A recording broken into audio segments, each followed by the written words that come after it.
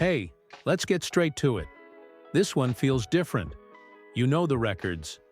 Denver's sitting at 8-2, Kansas City at 5-4. On paper, it might look like just another Sunday game, but for the Chiefs in the Mahomes era, this feels like uncharted territory. If we lose this, we're not just dropping a game. We're giving up room in the division and potentially handing momentum to a rival who's been quietly steamrolling close games. That's the emotional weight here, and you can feel it. So what's the headline? Two things. Denver's defense is legit, and our offense has to find rhythm while protecting Patrick. The Broncos are getting home with pressure. Their front four is disruptive, and they make quarterbacks uncomfortable in and out of the pocket. When Mahomes doesn't have time and comfort in the pocket, the offense becomes a different animal. That's why this matchup matters more than the records suggest. It's a test of whether our protection can neutralize one of the best pass rush units in the league. Here's how I want you to listen. Look for early tempo. If the Chiefs can get a couple of successful drives and keep Denver's defense on the field, that flips the narrative. If we stall and the pass rush starts dictating snaps, this game becomes a grind, and those are the Broncos' wheelhouse.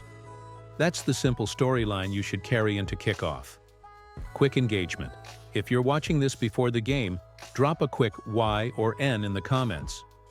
Do you think this is the Chiefs' single most important game so far this season? Say Y in one sentence. I'll read the top replies. And a favor, if you like breakdowns that cut to the point and prep you for game time watching, hit that subscribe button. We're pushing to reach 6,000 subscribers, and every new sub helps us keep producing focused Chiefs content. While you're at it, smash the like so the video gets a little extra reach. All right, you've got the stakes. In the next chapter, I'll break down what makes Denver dangerous and how their strengths specifically threaten our offense. If you're ready for that deep dive, all right, let's dig into Denver. Because if you sleep on this unit, you'll learn fast. The headline on the Broncos is simple. Their defense is elite, and it's been carrying the team. We're talking pressure, consistent pass rush, and a front that makes life miserable for quarterbacks. Over the last stretch, they've been getting to the quarterback at an insane rate. That constant pressure flips the game plan for any offense, and that's exactly the matchup problem the Chiefs have to solve. What specifically worries me about Denver? The pass rush and disruptive front. They've been getting home from everywhere, interior, edges, stunts. And that forces quarterbacks to rush decisions or leave clean pockets early. When Patrick Mahomes isn't comfortable in the pocket, the offense needs to work harder to create space and timing. Denver's front can make big plays out of nothing.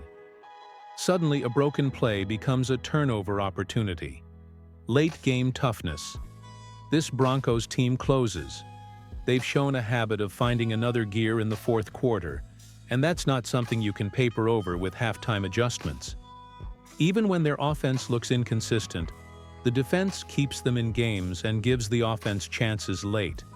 That "they never quit" DNA matters in divisional matchups. Injuries that matter but don't completely derail them. Yeah, they're dealing with bumps. There were mentions of limited backs and questions about availability at receiver and communication snaps on defense. But the way this group compensates on the defensive side has kept them competitive. Even missing pieces haven't stopped their identity. Physical, hungry, and opportunistic. Execution issues from the offense and special teams volatility. Their offense has had stretches of inconsistency and penalties that stall drives. Their special teams have shown some mistakes. But the key is this: they don't need to light you up to beat you. If the defense holds and they squeak out one or two scoring drives, that's often enough. So what should you watch for from a Chiefs perspective? First, can our line survive 3 to 5 man pressure and still give Mahomes the rhythm he needs? Second, will we avoid self-inflicted mistakes, penalties and short third down failures that flip field position and hand momentum to Denver? Third, can our offense convert? Enough early drives to keep their pass rush from pinning its ears back? One quick interactive ask. In the comments, type either pass rush or offense.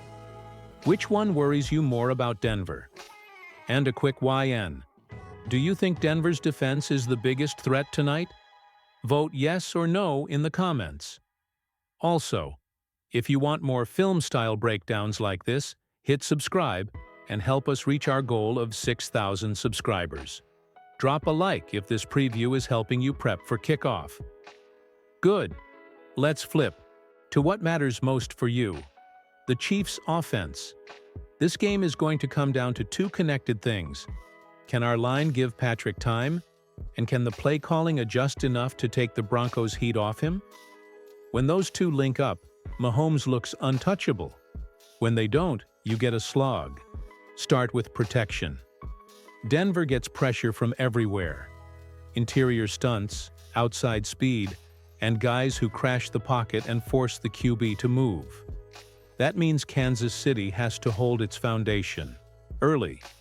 If the right guard.RT rotation is still shaking off injuries or timing issues, the plan should be conservative at first. Quick throws, high percentage plays, and schemed chip protection from tight ends or running backs. Think slants, quick outs, and five-step drops that let Mahomes get the ball away before the rush collapses. Now look at personnel and the running game. If Isaiah Pacheco is limited or out like the transcript suggested might happen, then Kareem Hunt becomes vital to keep chains moving and short yardage manageable. Hunt's experience in Andy Reid's system means he can convert third and short and give the offense a steady tempo. That's huge because long third downs against Denver's front are what kill drives. Play design matters too.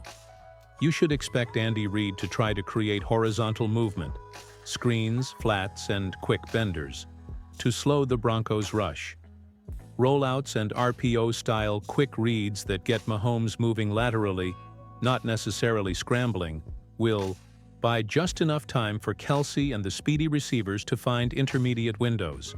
Speaking of Kelce, expect him to be the release valve. Seams, middle-of-field matchups, and checkdowns when pressure comes. If Kelce gets his usual targets, that eases the pressure on the outside guys. Two practical in-game adjustments I'd watch for. 1. More max protect on early third downs to get Mahomes comfortable, even if it means shorter completions. 2. Heavier usage of motion to force single matchup, situations where Kelce or Rice can win one-on-one. Those small strategic shifts can neutralize a lot of the schematic advantage Denver tries to create. Interactive question for you. In the comments, answer run or pass. Should the Chiefs lean into the run more early to control the clock? And a quick YN. Do you think Mahomes will be rattled under pressure tonight? Type yes or no. One more ask. If you want more offense-specific breakdowns like this, protection calls, route trees, and weekly adjustments, hit subscribe and help us reach 6,000 subscribers. Smash the like if you want a post-game XO follow-up. Now we get into the nitty-gritty, the matchups and the tiny swinging doors that decide games like this. If you want a clean checklist for watching, here it is. Line versus line, skill versus skill, special teams, and the little chaos plays. Those are the nodes where outcomes pivot. 1. Chiefs O-line versus Broncos pass rush, the battle for time. This is the obvious one. If Kansas City's front can hold up and give Mahomes a rhythm, the Chiefs win. If Denver's pressure machine wins the day, everything gets ugly. Watch the interior first. Are stunts and slants creating immediate chaos? Are we seeing sacks or consistent hurry pressure on three-step drops? If Mahomes has to reset or move within 2 seconds regularly, we're in trouble. That's the single most telling matchup. 2. Patrick Mahomes versus the middle zones and Nick Bolton-type coverage. When Denver funnels routes away from The middle, it forces Mahomes to attack the perimeter or throw into tighter windows. Kelce becomes that pivotal seam option. If Chiefs attack the middle and win those throws, it opens the whole field. If not, expect more intermediate, short completions with fewer explosive plays. 3. Travis Kelce versus linebackers, slot coverage. Kelce isn't just a weapon. He's the safety valve for the offense. If he's getting single coverage and finding space over the middle or the seams, that neutralizes a lot of pass rush pressure. But if linebackers are dropping and clogging those lanes, Kelce's impact shrinks, and the Chiefs must rely more on perimeter success. 4. Run game and third down conversions. The Chiefs need sustainable drives. That means third down success and effective short runs. Hunt if Pacheco's limited. This is a tempo battle. Can KC avoid third and longs that invite Denver's rush packages? If the run game stalls, the Broncos' pass rush will feast. 5. Special teams, penalties, and field position. Don't overlook this. Penalties and special teams errors flip expected outcomes in tight divisional games. A mistimed penalty, a poor punt, or a return can swing momentum quicker than an offensive drive. Watch the return teams and penalty flags early. They're low variance but high impact events. 6. X factors, injuries, rookies, and weird plays. Divisional games produce weird plays. A blocked kick, a random turnover, or an unexpected rookie breakout can decide the final few points. Also monitor any players returning from short absence. Their timing might be off, which can cost a play or two at key moments. How to watch this game in real time, your checklist. First quarter, O-line pockets and early third down outcomes. Middle quarters, can Chiefs sustain drives and control clock? Late game, who makes the fourth quarter plays, turnovers, penalties, and one-off heroics? Interactive ask. In the comments, name one matchup that you think will swing the game, e.g., O-line, Kelce, or special teams, and explain in one sentence why. Also vote yes or no. Will turnovers decide this game? Type yes or no. If you want these exact watch points in a quick printable format for kickoff, drop a comment and I'll pin the best ones. And remember, if you're finding this helpful, hit subscribe to help us reach 6,000 subscribers, and give the video a like so other Chiefs fans can find it.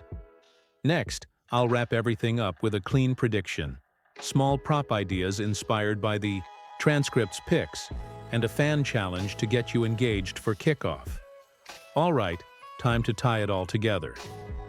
After everything we just walked through, my read is this: one-score game. The Broncos' defense gives them a real path to keep this tight. But if Kansas City wins the trench battle early and Mahomes gets rhythm, the Chiefs pull away late. My prediction: Chiefs 27, Broncos 24. Expect a close finish and a late swing play. That's the range. A 3-point margin feels right based on the matchup vectors we covered. Why this score? 2 reasons. First, the Chiefs can still move the ball when Mahomes has a cleanish pocket and Kelce gets his seams. Second, Denver's pass rush and fourth-quarter toughness mean you're unlikely to see a blowout either way. Turnovers or special teams mistakes are the real wild cards.